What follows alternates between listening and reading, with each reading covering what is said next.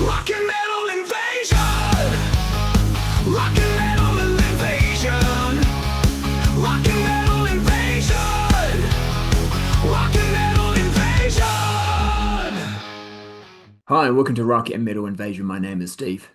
Coming up on the show today, I'm looking at Kerrang magazine from 1989, the July 22nd edition, number 248.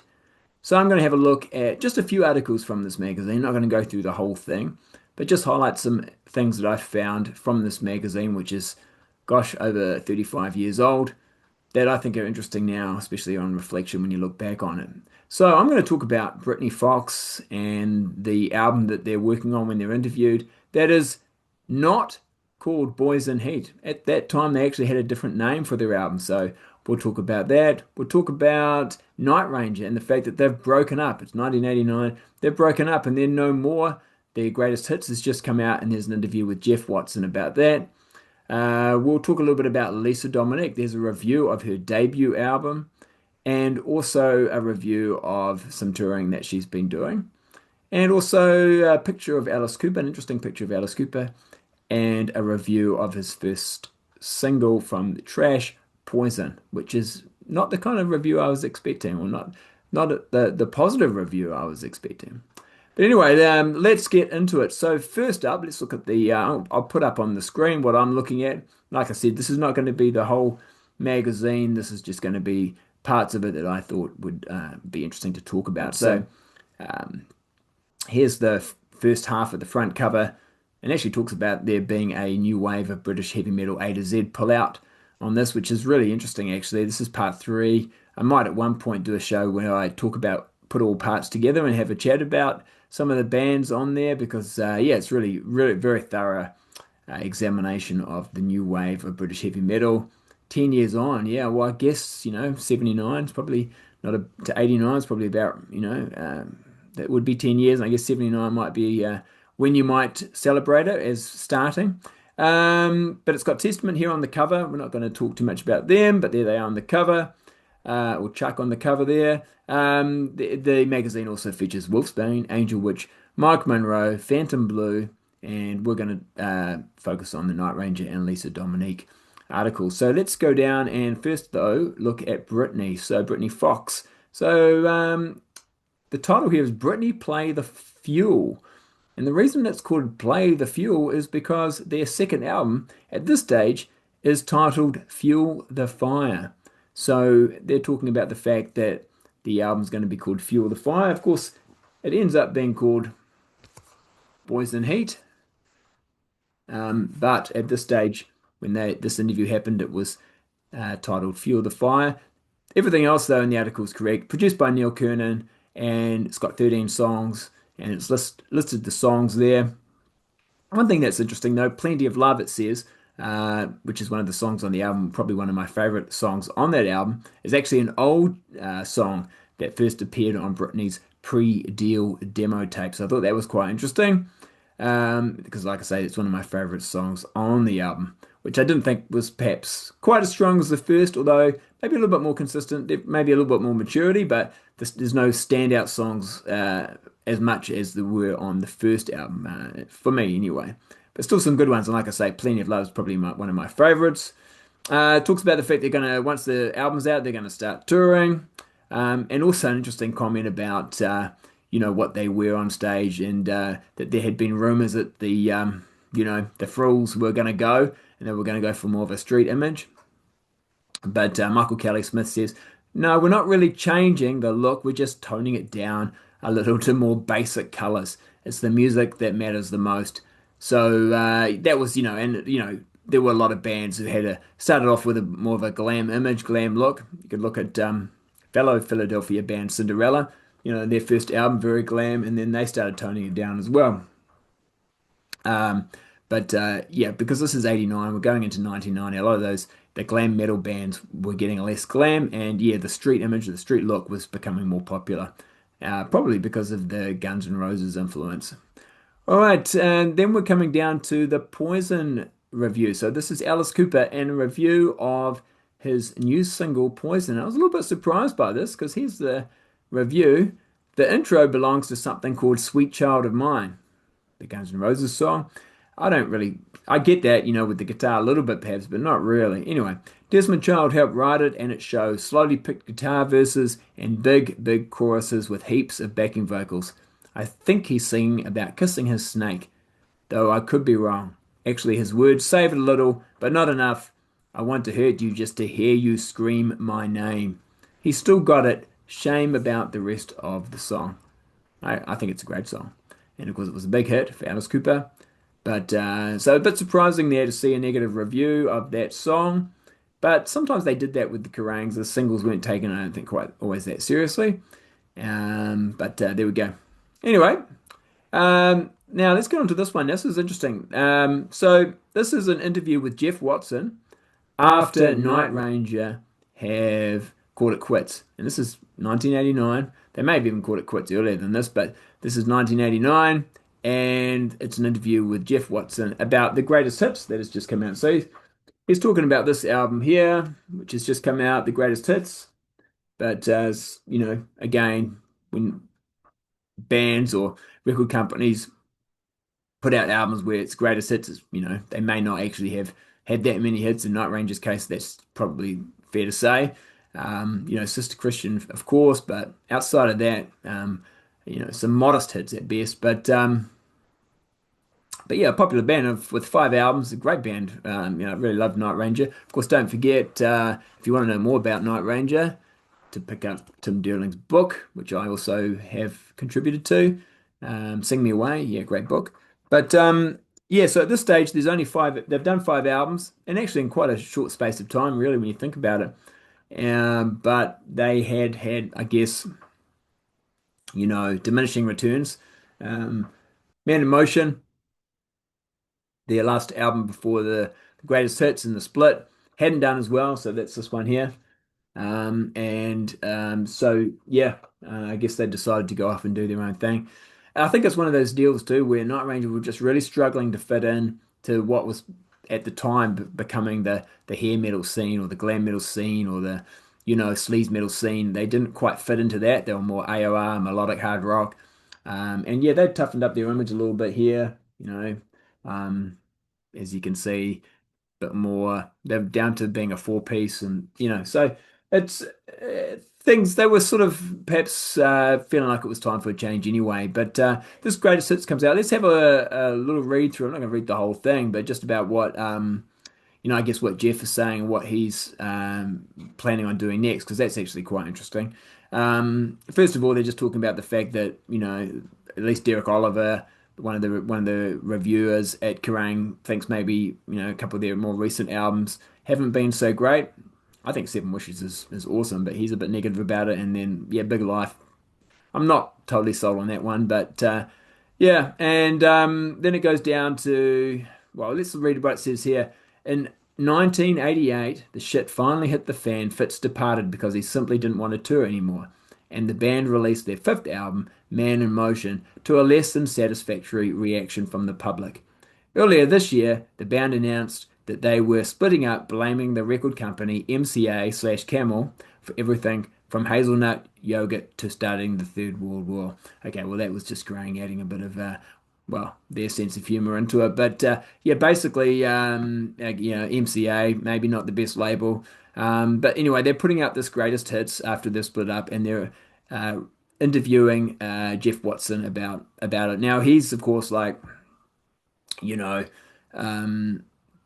sort of, and this often would happen. Bands wouldn't even necessarily know a greatest hits was coming out. They just suddenly find out, And it actually says here that the release of the greatest hits hasn't gone down too well with the band, as Jeff Watson was only too willing to tell me in a recent conversation we had, funnily enough, arranged by the publicity department of MCA. So a lot of bands didn't even want these greatest hits to come out.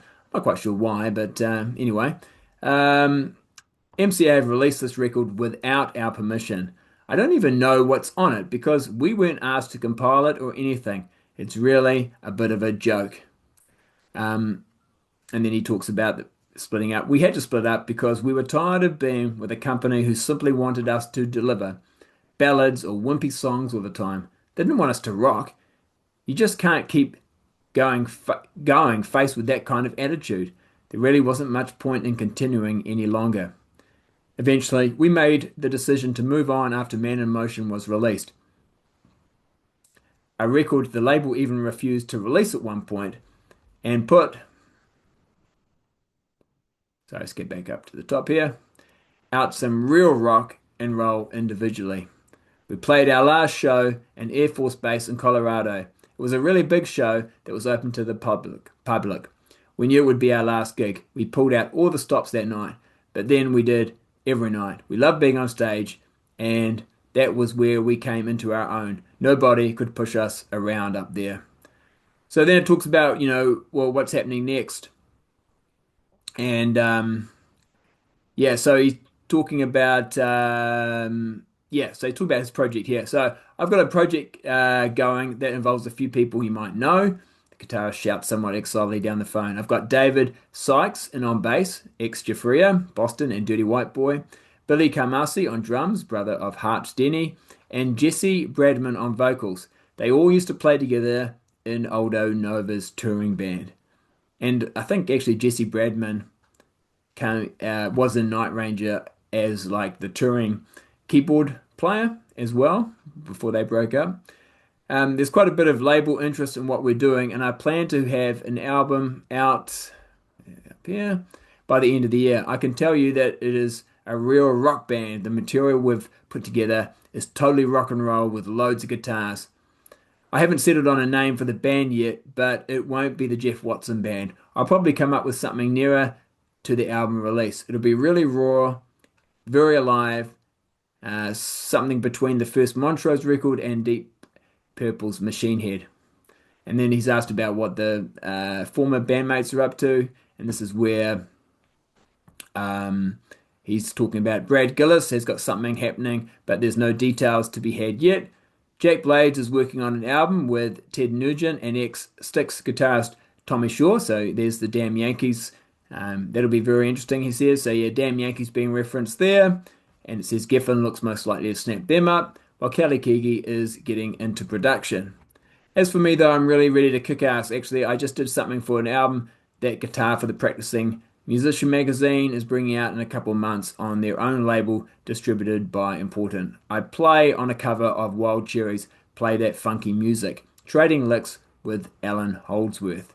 So this album, or this band that Jeff Watts is talking about, I don't know, it doesn't really happen, although he does put out an album in 1992, which does feature Alan Holdsworth and does feature some of the band members that he's talking about, so maybe it's just takes a long time for it to come out. It comes out in 92. And then, of course, Night Ranger do reform, initially not with their original lineup, but in the mid-90s. But then they do, all get back together with the original lineup. And like I say, they've put out a lot of albums since then. So, yeah, and but at this stage in 1989, it looked like it was all over. So that was pretty interesting. So let's move on now to, oh yes, well, the title Bimbo Baggins. So they're talking about Lisa Dominique here. Lisa Dominique opens up and goes, okay. So interesting thing too with Lisa is that, she's been featured in their magazine quite a lot, mainly just modeling, trying to sell Kerrang merch and that sort of thing. But she's also been around for quite some time. She was playing in her brother's band in the mid-80s, 1985. And this is her first solo album that she's about to put out. And I thought they may not give it a super positive review, but I was quite surprised at how negative they were about it. It only got 1K. So 1K, 5Ks is great, 1K not great. So let's just I won't read the whole thing, but I'll just start reading it from here. Rock and Roll Lady is an album that should finally kill the myth of your Lisa having talent, style, sensuality, or anything remotely constructive to offer the damning moniker of woman in rock. From the cover portrait of dumb page 3 blankness, complete with unhinged denim and phallic crucifix touching the bikini line, to the back shot of Lisa's bottom, this is an album to cherish for its banality. As visually stimulating as yesterday's yogurt, the pictures of Lisa can barely soften the weight of the 10 identikit globules of barroom mediocrity. Lisa Dominique is a camp performer. Wow, this is a bit rough. She is also sweet and likable when she wants to be, and there have been many fooled by her charm. The list is on the back cover for those interested. Rock and Roll Lady, an album that has taken 412 years to deliver, cannot back up the promise and sees Lisa posturing through a collection of lamentable, weak stompers with an even a weaker vocal presence. The single is here, Jealous Heart, stapled between plaster molds of every bedroom riff ever discovered by middle-class teenage tomboys like Lisa, with an idea that women should roleplay to attract attention. Bollocks. It's simply not enough to pose with pubic hair on show and hope that little boys will buy Rock and Roll Lady instead of Men Only. At least the letters pages are funnier than Lisa's cover of Trouble and better edited than the entire album. Whew, that is a bit rough. So it's by Chris Watts. Yeah, I thought that that was interesting considering the fact that like I say, they'd actually promoted her quite a bit. Promoted her quite a bit. And what's even interesting too is later on there's an ad about the brother of Lisa, Marino, who is the guitarist in her band. But this guy, Chris Welsh, anyway, who's editor of Metal Hammer and also works for Kerrang, or does articles for Kerrang, because I like Kerrang and Metal Hammer, and Joe Houghton as well, he's from Kerrang. They're talking really favorably about Marino. And it's saying here that, he's on tour with Lisa Dominique. You can hear Marino on the brilliant debut album Rock and Roll Lady on FM Revolver.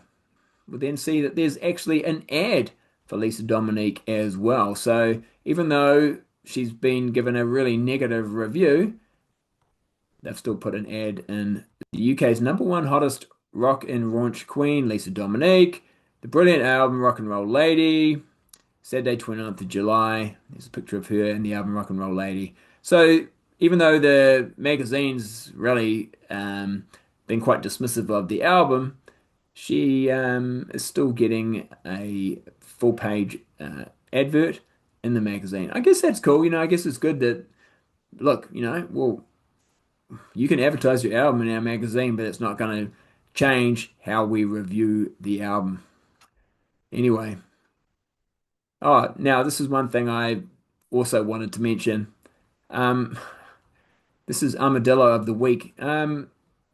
This is Andy Curran from Coney Hatch. I'm not going to talk about it too much other than just what or why there's a picture here of him and what's going on there, and we'll just move on. All right. Oh, yes, another picture. Now, I thought this was interesting. Alice Cooper, obviously just about to release Trash. We just heard a review about Poison, and there he is posing with a whole lot of ladies in bikinis. It's not the usual sort of Alice Cooper style, is it? But they've all got sashes on, and each sash appears to be, or appears to have written on it, a song from the upcoming album. So you got Hell's Living Without You, I'm Your Gun. That's about the only one you can actually see. But yeah, I thought that was an interesting photo. All right. And then we've got some more about Lisa Dominique.